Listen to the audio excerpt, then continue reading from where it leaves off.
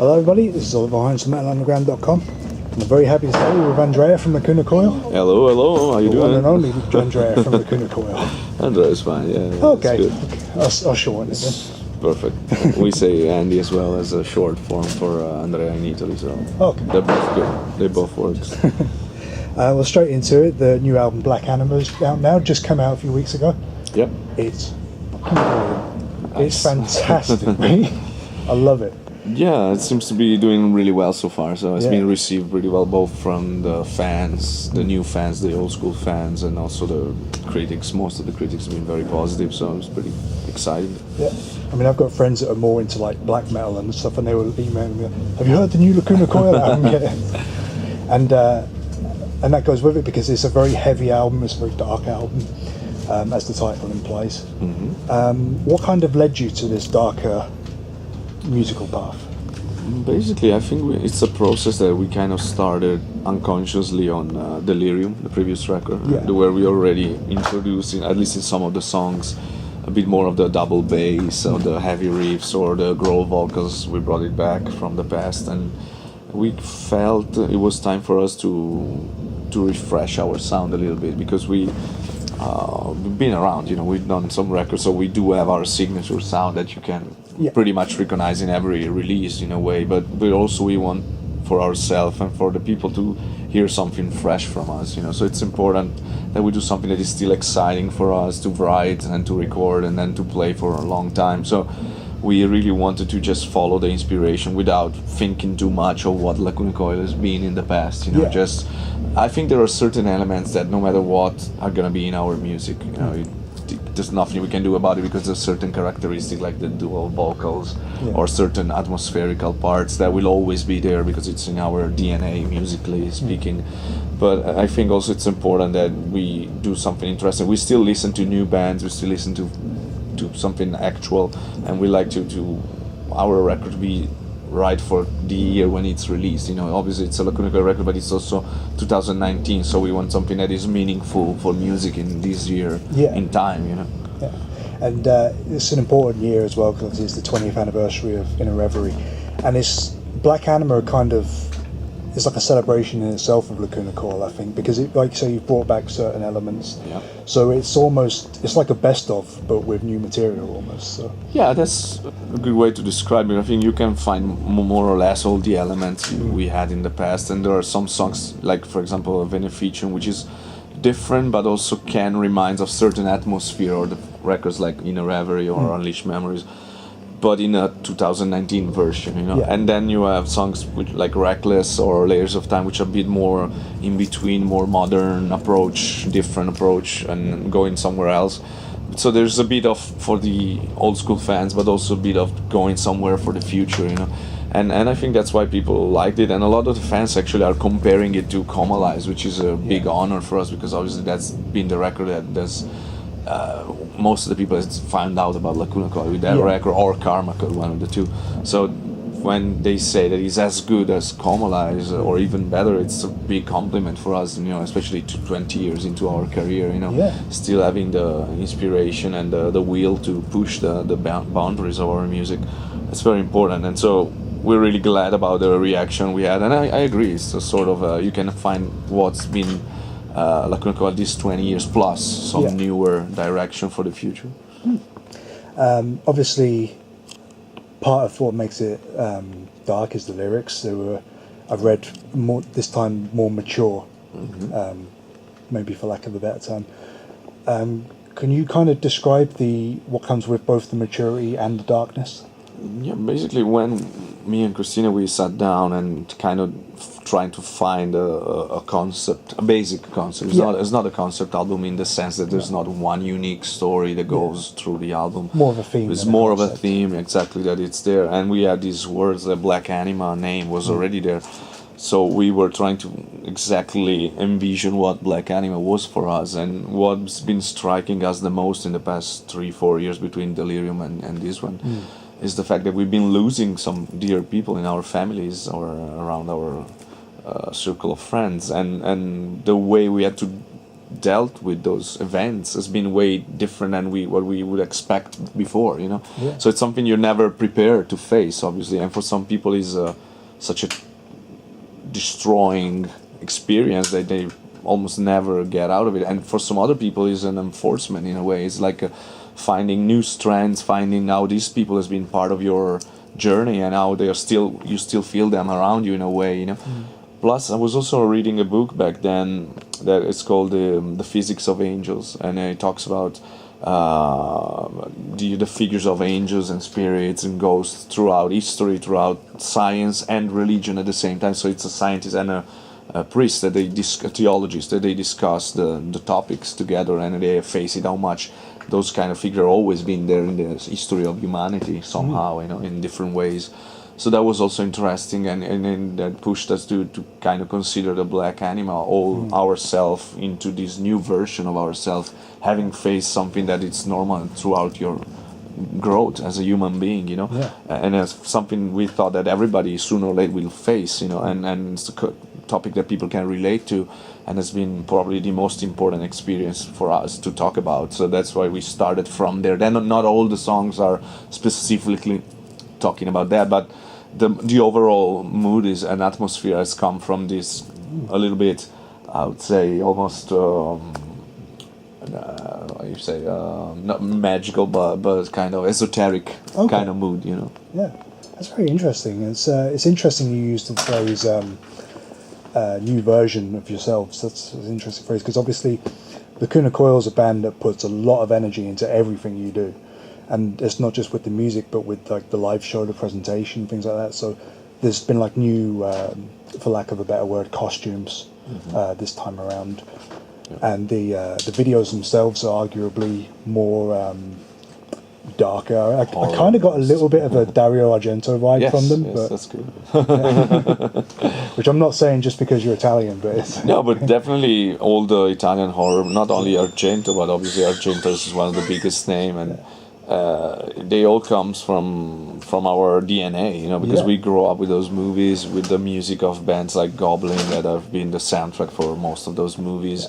So it's part of ours, no matter what, you know. So obviously we also grew up with the classic horror movies like Texas Chainsaw or Nightmare, or you know, the American franchise, you know, or also other kind of horror movies. But still, that's the Italian trademark is strong with us, you know, and then exactly what we wanted to reproduce with those videos is also that kind of atmosphere, which is unique for Italy. You know, it's a unique style for horror, unique approach to horror, and so we kind of felt belong to us in a way, you know. Absolutely. So that it was, but for us it's really important to develop all the concept together. So this time around, especially in the very beginning of the songwriting, Mark, our bass player, which is the main songwriter for the music, it felt stuck a little bit with creativity. It felt like he was keep writing the same stuff, you know, saying he wasn't happy with it. You know, he would say, I already wrote this, you know. So he was looking for new vibes, new inspiration.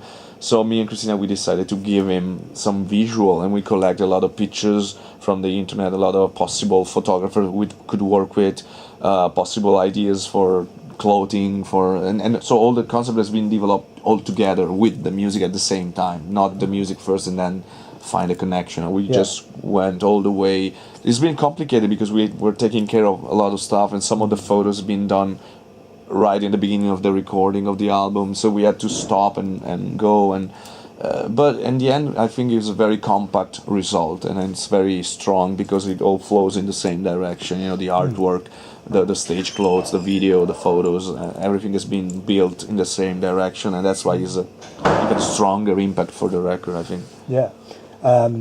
Like you say, there is so much that goes into it, and I think that's kind of why Lacuna Coil sustained the popularity it has, and why it's still a very respectable band, is because you do constantly reinvent yourself. Even like Comalize is different from Karma Cove, etc., etc. But they're all very good albums. They're all very different albums, and like you say, with the presentation that comes across, it all works very well. And it's good that you kind of had contrast playing against each other. For example, like Reckless is such a good song, such a catchy song, but I don't want to put the video on when I'm babysitting my niece because it'll give her nightmares. So. Something else you've put a lot of work into relatively recently was the book, Nothing Stands in Our Way. which obviously is a song title for a previous album. But there seems to be quite a lot of bands doing books now. Last week I was at Moonspell and Rotten Christ. They had books out now. So, do you feel that's a good way for bands to go in the current climate of things? Is to have that something different but very immersive? I think it makes sense when you have a story to tell, you know. If you're like us, we've been around 20 more years now, and Moonspell is the same, you know, probably even more than us, you know. Yeah. So it totally makes sense for a band that has been through a lot of stuff to talk about it and to present the band and to kind of also close a first chapter of the band, you know. When we did it specifically for the 20 years because we thought we can sum up all our experience. We also went through some lineup changes, so it was a good way to wrap up certain path of the band, you know, and then move on to the next step, which was then Black Anima. Yeah. So during the book, we went back with the memories because we were doing interviews separately. Like the guy was calling me and interviewing me, and then the next day was calling Christina and tell her what I said, and then she could develop throughout the topic. And very often you can remember stuff that maybe alone you wouldn't remember anymore, you know. So you have hints from everybody's memories. And then we had to go back and find the pictures, and the pictures a lot of time were in paper, so we had to scan them to have enough quality to be put in the book. Then remember who was the photographer, where the picture was taken, where the flyer was coming from, so there was a lot of going back with the memory, and that helped us a lot. Probably was the first time in our career that we've been forced to go back with the memory for such a long way, you know, all the way from the beginning. And we kind of stop and reflect, and probably that's also one of the reasons why then Black Anima came the way it came, you know, maybe because we also got unconsciously all those reflections brought us back to the memories when we recorded something like Inner Reverie, for example, and then maybe unconsciously you put it in the music as well, you know. And so it was a good experience. I think it makes sense, but if you're a band that has been around 5 years and not much have happened to you, maybe it doesn't make sense, you know. So maybe just a leaflet. It's a case to do it. If it's a good income as well, but it's not a lot of money. So it's a lot of work, almost the same amount of work that goes into a new record, because it's really long work, much more than I expected it to be actually, that we expected it to be. But and it makes an extra profit, which is always good. But it's not something you would do just for the money, because not so much money involved to make it work. You know, it's just for that. So I think it was something cool also for ourselves to kind of present our history also to all the fans that haven't been there in the beginning of our career. Because luckily we got a lot of new fans that are young and they find out about the band with the latest records. Yeah. So they've never been there. They don't know how it happened. And I think our story is quite particular because we're one of the few bands from Italy that made this kind of career internationally, playing metal music, you know. So it's we're not like a band like Motley Crue, which you have all the crazy stories about girls and drugs and stuff. But our story is more unique. So this book is more about telling a unique story and a unique path that has been about learning every day on our mistakes and then develop and then keeping it tied together and move on. You know, it's a friendship that developed into a great story, which is the band's story. So I think it makes sense when you have something like this to tell. You know? It's interesting presenting it as a book as well. A lot of bands will do like documentaries. For example, as you'll remember, Paradise Lost did Broken Yes, Madness, I was part of it. Yeah. So Christina, of course. Yeah. Hopefully at some point we'll get a Lacuna Coil version. Maybe Nick and everyone. We got a shorter version of it, like Sky TV in Italy. They've done a mini documentary called Enter the Coil, which is me and Christina talking about the band history a little bit with the director and an interview, and an author was filming the interview. And we've done a version in English as well, which is available on the bonus tracks of the DVD, of the 20 years DVD, the 190 show, the one from London. So it's in the bonus material. It's not a full-on documentary. It's just a little conversation with me and Christina, telling more or less a lot of the little. It's not as detailed as the book, obviously, because it's short. It's probably 20 minutes, maybe, but it's something like that. Yeah. Cool. Something that kind of cropped up when I was researching this.